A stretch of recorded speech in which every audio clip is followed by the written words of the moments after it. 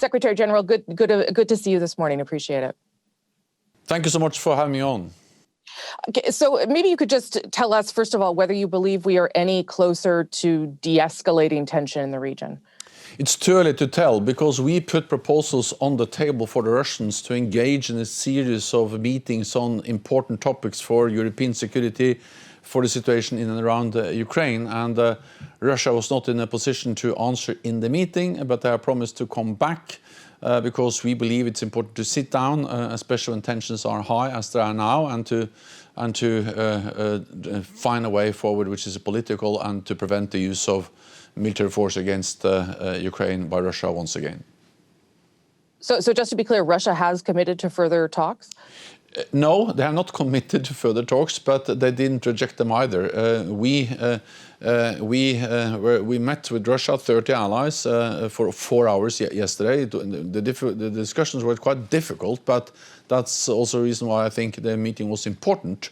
And we put forward a proposal, we tabled a proposal to meet in a series of meetings. We identified different issues, arms control, issues related to transparency on military activities, confidence building measures, and so on. And then Russia said that they need some time before they're able to respond to those proposals, and now we're waiting for the Russian response. So the counter proposals from Russia, though, were for NATO to end its military deployments in Eastern Europe and to prevent Ukraine from ever joining NATO. So given that those are off the table for NATO, what is the likelihood that Russia will sit down and discuss further, given that NATO has said no to those two demands? If Russia really wants de-escalation, if Russia really wants balanced and reciprocal arms control, if they want measures to increase transparency on military activities, then there are many issues to discuss, and I think all of these issues are important. But of course, NATO allies cannot compromise on absolute core principles for European security, for actually international security. The fact that each and every nation has the right to choose its own path, to decide itself whether it wants to belong or not to belong to an alliance as NATO, that's really core principles. And of course, we can also not agree to that we should have no NATO troops in all the countries that have joined NATO since 1997. That's actually half of our members could then not be protected by NATO troops. So that will be a kind of second-class NATO member. We will never introduce that. But we are ready to engage in balanced, verifiable measures to reduce arms, conventional nuclear missiles, many other things, and that will be good for Russia and good for NATO. As I'm sure you well know, there are many people who believe that what Russia is doing is not an actual threat, that this is not actually going to turn into a military conflict, that they're trying to wear down Ukraine, that they're trying to wear down you and NATO.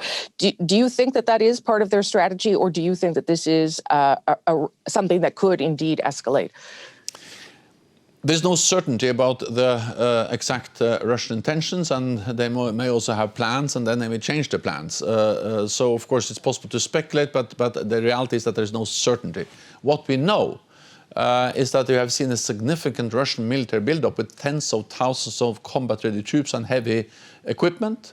We also see the very threatening rhetoric. They say that if we don't do as they say, we will face what they refer to as military technical consequences. It sounds like the use of a military armed force against Ukraine. And then we also know the track record of Russia. Russia has used military force against neighbors before, Ukraine, Georgia, and others. So if you combine all that, military buildup, threatening rhetoric, and a track record of using military force, then of course the danger is real.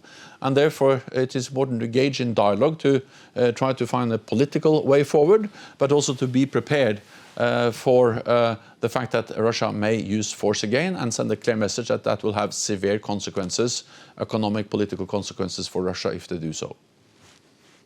Is there anything that Ukraine should be doing, or maybe is already doing, but anything more that Ukraine could be doing to de-escalate the situation? For instance, should they be working to implement the Minsk process in a more aggressive way? Would that make a difference? Ukraine has engaged in the Minsk process, but we need to understand that the aggressor is Russia. it's Russia. Russia occupies part of Ukraine, Crimea. They support the separatists. They are present in Donbas, the eastern part of Ukraine, and they have conducted severe cyber attacks against Ukraine. So the aggressor is Russia. So in a way, to expect that the victim of aggression should de-escalate is to really put the whole thing in a bit a strange upside down way. So the main message, the most important message, is to Russia to de-escalate, but also to send a message to Russia that we are ready to sit down and also listen to their concerns. We did that yesterday, and to have faithful discussions, talks about many things which are important for both Russia and NATO allies, but not violating core principles. And of course, any real progress has also can only come if we see Russia also reducing tensions and de-escalating the military presence in the eastern part of Ukraine. Canada's defense minister has been tasked with extending Canada's NATO operations in Eastern Europe, maintaining the training mission in Ukraine. How important is it for those commitments to be renewed and extended?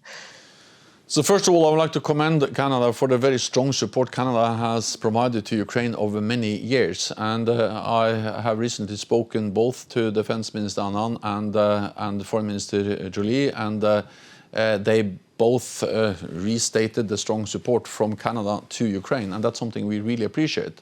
Canada has around 200 trainers in Ukraine. They have trained thousands of Ukrainian personnel. They have provided millions of US dollars for different capacity building activities, NATO trust funds, and so on. So Canada is really a lead nation when it comes to support Ukraine, and I think that it is important that NATO allies continue to support Ukraine, because Ukraine has the right to self-defense, and we as NATO allies should help should help Ukraine implement and uphold that right to self-defense, and we do that by providing support to Ukraine as Canada does. Finally, Secretary General, you mentioned that you've negotiated with Russia before when you were the Prime Minister of Norway. I wonder what you learned from that experience as you started these talks in hopes of them continuing.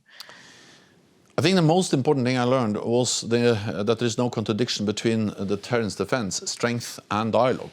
As long as we are strong, as long as we are united, we can engage in dialogue and discuss many issues with Russia.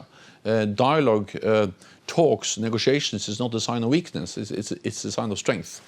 And I also learned that as long as we are strong, and NATO and Norway was strong because we were part of NATO, so we had NATO in our back when we negotiated with Russia on many issues, borderlines in the high north and energy and other issues. So we have proven before that it is possible to have agreements, make deals with Russia, but they have to be balanced, they have to be verifiable, and of course they have to be built on a minimum of respect for international law and core principles for our shared security.